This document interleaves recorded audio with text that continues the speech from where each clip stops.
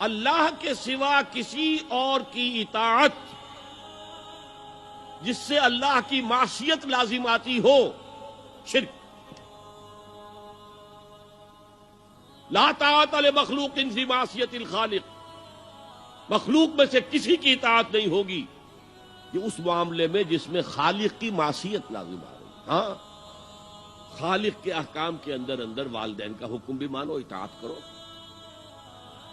اساتذہ کا حکم مانو، کسی اور کو اپنا لیڈر مانا ہے اس کا حکم مانو، لیکن ناٹ بیونڈ وہ جو سرکل ہے کتاب و سنت کا، اس سے باہر نہیں۔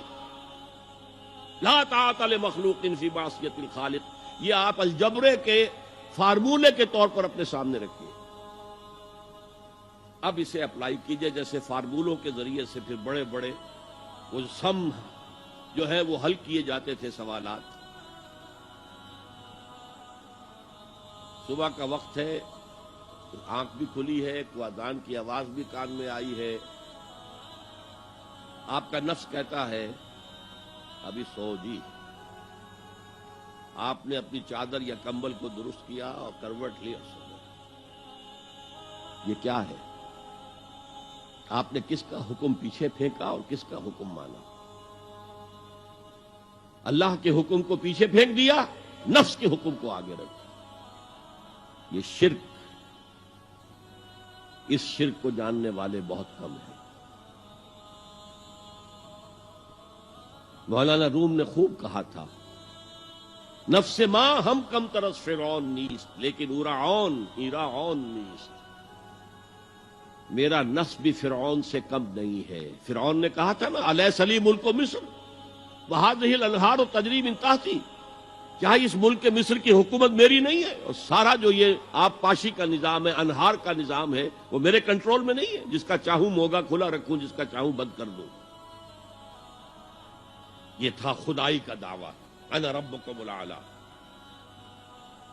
تو مولانا روم کہتے ہیں میرا نفس بھی اس سے کمتر نہیں ہے۔ وہ کہتا یہ جسم میرا ہے، اس پر میرا حکم چلے گا، میں نہیں جانتا کون اللہ کون رسول، کیا حرام کیا حلال۔ تو فرعون سے کم تو نہیں ہے میرا نفس، لیکن اورعون اس کی بہت مدد تھی، فوج تھی، لاؤ لشکر تھا، تو اس نے زبان سے بھی کہہ دیا کھل کر انا ربکم الاعلی۔ میں مسکین ہوں، غریب ہوں، میرے پاس کوئی طاقت نہیں ہے، میں زبان سے تو کچھ نہیں کہہ سکتا، اندر سے میرا نفس یہی کہتا۔ یہ نفس کی حکومت قرآن کہتا ہے، میں حیران ہوتا ہوں، دو جگہ یہ مضمون آیا ہے، ارأیت من اتخذ الہہ ہواہ افانت تکون علیہ وکیلا۔ اے نبی تم نے دیکھا اس شخص کو، اس کے حال پر غور کیا جس نے اپنی خواہش نفس کو اپنا الہ بنا لیا ہے۔ اللہ اکبر، الہ، لا الہ الا اللہ، کلمہ توحید کا مرکزی لفظ یہاں آ رہا ہے، من اتخذ الہہ ہواہ، جس نے اپنی خواہش نفس کو اپنا معبود بنا لیا، الہ بنا لیا۔ افانت تکون علیہ وکیلا، کیا آپ ایسے شخص کی کوئی ذمہ داری لے سکتے ہیں؟ سود حرام ہوا کرے جی، حرام ورام، ہمارا دھندا جو ہے وہ آگے بڑھ نہیں سکتا، تو اللہ کے حکم کو پیچھے ڈالا، نفس کے تقاضے کو آگے رکھا۔ کون معبود ہے آپ کا؟ نام عبداللہ رکھیے، نام عبد الرحمن رکھیے، ہے عبد النفس، نفس کے بندے، نفس کے غلام۔ یہ میں نے یوں سمجھیے کہ جیسے میں نے ہجرت اور جہاد کی ڈیفینیشنز کی تھی۔ ہجرت کا بیس کیا ہے؟ پوچھا گیا ایو الہجرت افضل یا رسول اللہ، اے اللہ کے رسول بتائیے سب سے اعلیٰ ہجرت کون سی ہے، افضل؟ فرمایا ان تہجر ما کرہ ربک، ہر اس چیز کو چھوڑ دو جو تمہارے رب کو پسند نہیں۔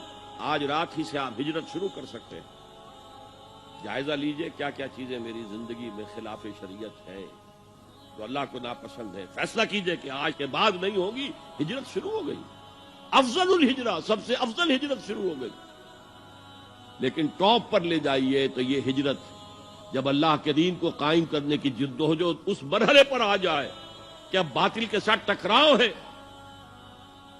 اور اب چاہیے کہ ساری قوت ایک مرکز پر جمع ہو جائے. ہجرت فرض کر دی گئی. وہ ہجرت گھر بار چھوڑ کر، اہل و عیال کو چھوڑ کر، اور مکے کے بھیڑیوں کے رحم و کرم پر چھوڑ کر اپنے گھر والوں کو جو لوگ ہجرت کر کے آئے. حکم تھا. ہجرت مدینہ فرض تھی، ہجرت حبشہ فرض نہیں تھی. صرف اجازت تھی کہ جن سے سختیاں نہیں جھیلی جا رہی مزید وہ چلے جائیں. تو ہجرت کا یہ ابتدائی نقطہ، انتہا یہ. جہاد، المجاہد من جاہد نفسہ، جہاد تو یہاں سے شروع ہو گیا، اپنے نفس کے خلاف جہاد کرنا. صبح نفس نے کہا ابھی سو جاؤ، آپ نے نفس کی بات کو رد کیا، اپنا کمبل اٹھا کے پھینکا، اٹھے، وضو کیا، نماز کے لیے آپ مسجد چل دیے. آپ نے جہاد کیا نفس کے خلاف. یہ افضل الجہاد ہے. اور سب سے چوٹی اوپر یہ ہے کہ جب وہ حق و باطل کی جنگ ہو تو جان ہتھیلی پر رکھ کر میدان میں حاضر ہو جاؤ. هي الحلقات تحفظني بآيات من القرآن.